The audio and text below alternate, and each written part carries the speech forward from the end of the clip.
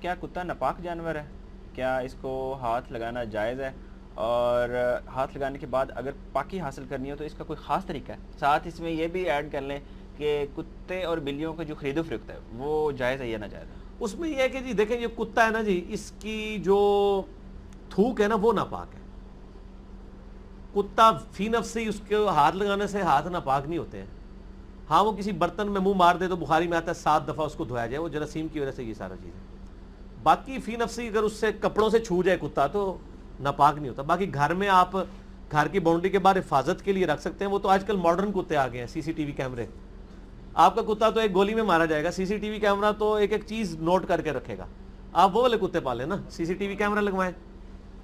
تو باقی یہ کتے اجازت نہیں ہے. بخاری مسلم میں حدیث ہے کہ رحمت کے فرشتے نہیں آتے. شکار کے لیے رکھا ہو یا حفاظت کے لیے، وہ بھی گھر کی باؤنڈری کے باہر، تو وہ جائز ہے، رکھ سکتے ہیں.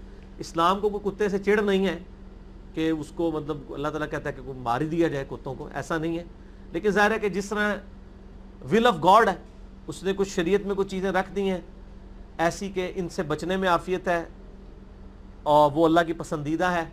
جو ناپسندیدہ چیزیں وہ بھی اللہ کی بنائی ہوئی ہیں. آزمائش اسی وقت ہوگی جب پسندیدہ اور ناپسندیدہ چیزیں دونوں ہوں. خنزیر بھی اللہ کی مخلوق ہے، ایسا نہیں ہے کہ اللہ تعالیٰ کو نفرت ہے خنزیر کے ساتھ، اللہ نے پیدا کیا ہے. ٹھیک ہے نا جی، تو اس میں کوئی ایسا ایشو نہیں ہے.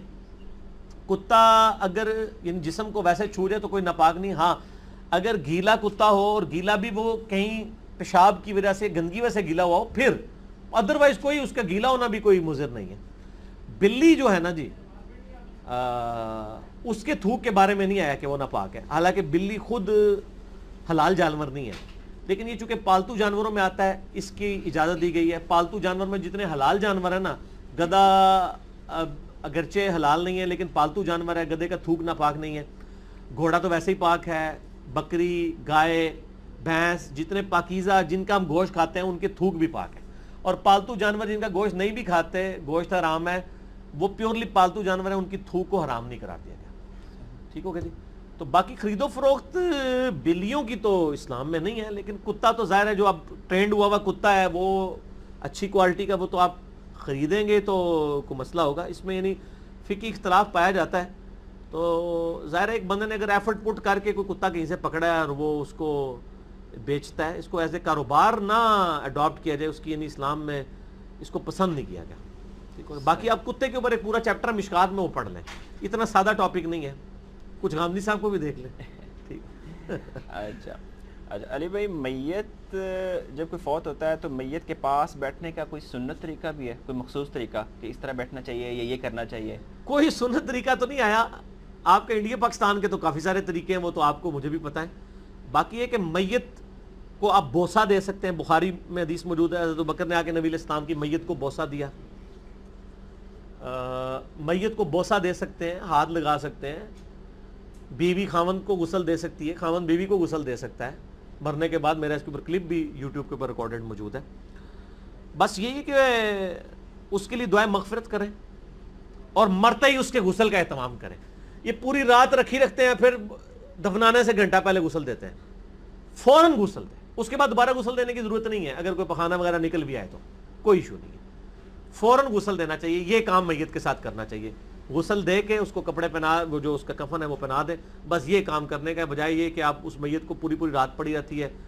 باقی اس کے لیے یہ کوئی نہیں ہے کہ آپ نے اس کے پاس بیٹھ کے وہ قرآن پڑھنا ہے یا کلمہ اونچی آواز سے پڑھنا ہے. یہ تو ہے کہ مردے جب کوئی بندہ مرا نہ ہو، نزع کے عالم میں ہو، اس وقت اس کو کلمے کی تلقین کی جائے، اس کے پاس کلمہ پڑھا جائے تاکہ اس کا آخری کلام لا الہ الا اللہ ہو جائے. باقی جو مر گیا آپ تو اس کے لیے دعا ہی کر سکتے ہیں اور تو کچھ نہیں کر سکتے. موجودہ دور میں علی بھائی موبائل سے تصویریں لے کے اور خاص جائز ہے کیا سوشل میڈیا پہ اپلوڈ کرنا، اسپیشلی کس لیے کرتے ہیں؟ اس سے کوئی کمائی کرتے ہیں؟ نہیں کمائی نہیں، کہ میرے والد یا والدہ جو ہے وہ فوت ہو گئے ہیں تو اپنے دوست احباب کو، ظاہر آج کل سوشل میڈیا جو ہے وہ نہیں، اچھی بات ہے، ایسا کرنا چاہیے. میں کہتا ہوں حاج عمرے کی تصویریں سوشل میڈیا پہ نہ لگائیں، اپنی نیکیوں کو نیلام نہ کریں. لیکن ظاہر ہے کہ ایک بندہ باہر کے ملک پڑا ہے تو میت کی شکل دیکھنا تو نبی علیہ السلام کی سنت ہے. آپ تو خود صحابہ کی میتیں آ کے دیکھا کرتے تھے. ایک بندہ انگلینڈ سے نہیں آ پا رہا اور وہ قریبی عزیز بھی ہے، وہ چاہتا ہے چلو میں آخری دیدار کر لوں، اس کے لیے تصویر اتار لی جائے تو ضرور اتارنی چاہیے.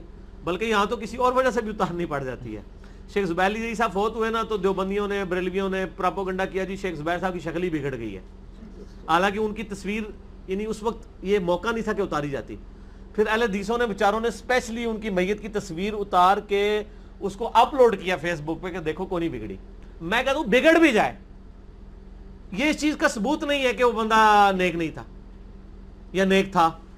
حضرت ابو عبیدہ ابن جرح کی طاعون کے مرض میں وفات ہوئی ہے. طاعون میں تو اتنے بڑے بڑے پھوڑے جسم پہ نکلتے ہیں, تو بڑے سونے ہو کے فوت ہوئے ہوں گے وہ. یہ خوبصورتی سے کفر پڑتا ہے. حضرت امیر حمزہ کے ناک کان سب کچھ کاٹا گیا ہے, جب ان کی میت رکھی ہوگی تو بڑی خوبصورت ہوگی. ان چیزوں پہ کوئی فیصلے نہیں ہونے, فار گاڈ سیک ان چیزوں کو بھول جائیں. اور وہ حضرت ابوبکر کی حدیث 1387 بخاری کی یاد کر لیں, جب اماں عائشہ نے کہا کہ آپ کے لیے نیا کفن, ان کا نبی علیہ السلام کو 2 کفنوں میں 2 کپڑوں میں اور تیسرا تھا وہ اس میں دفنایا گیا تھا, مجھے میرے کپڑوں میں ہی دفنانا. اور یہ جو نیا کپڑا ہے یہ تو زندہ بندے کی ضرورت ہے, مردہ بندے کے لیے تو کپڑا جو وہ پیپ اور گل سڑ نہیں ہے. حضرت ابوبکر اپنے لیے کہہ رہے ہیں, ان کو تو کسی نے نہیں کہا کہ حضرت یہ آپ اپنی گستاخی خود کر رہے ہیں. اس ٹائم گستاخیاں والا معاملہ نہیں تھی ہوتا انڈیا پاکستان بڑھنے تو بعد آیا زیادہ مسئلہ, ٹھیک ہو گیا.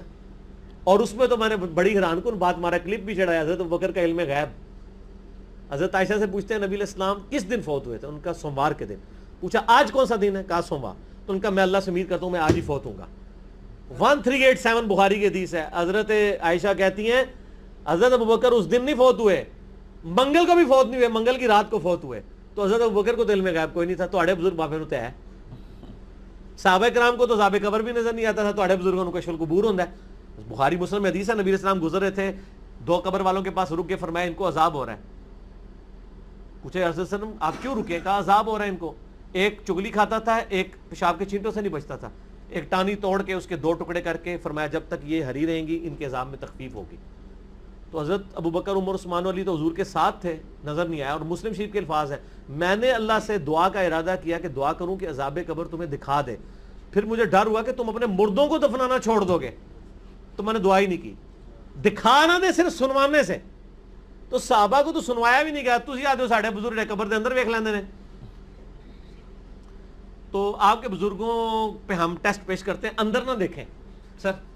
ہم اپنا میکینیکل انجینئرنگ کا فارمولہ لکھ کے دیتے ہیں, تو سارے بزرگ مرے ہوئے زندہ وہ فارمولہ پڑھ کے دس دیں. اے نہیں کہہ رہے کہ وہ فارمولہ سمجھا دیں, نو نو نو نو نو نو, ایڈی بڑی بےزتی تو نہیں کرنی نا, صرف بتا دیں لکھا کیا ہوا ہے, جو دل کے حال جان لیتے ہیں. اور یہ تو خدا سکھاتا ہے, تو خدا کو تو میکینیکل انجینئرنگ آتی ہے نا, مشین ڈیزائن آتی ہے نا. لو کتاباں سارے بزرگوں کو پڑھاؤ,